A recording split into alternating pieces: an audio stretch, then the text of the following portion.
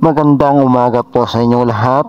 Ito na po ang latest update sa low pressure area na isa na pong tropical depression.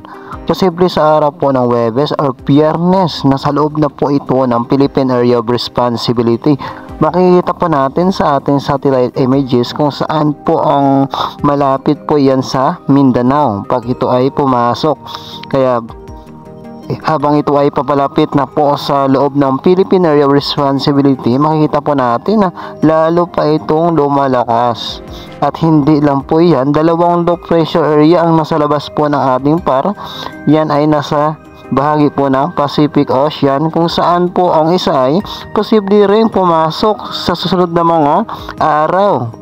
Kasunod lang po sila at posible magiging isang bagyo na rin po. Pero sa ngayon po, ang posibleng pumasok sa ating par ngayong weekend ay itong makita po ninyo na may kulay red na bilog. So yan, tatawid po yan sa araw po ng Sabado sa bahagi po ng Visayas hanggang makarating sa bahagi po ng Luzon.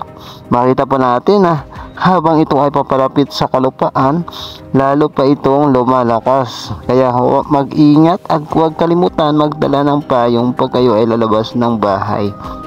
Para sa latest update mamaya, huwag kalimutan i-subscribe ang aking YouTube channel para sa update.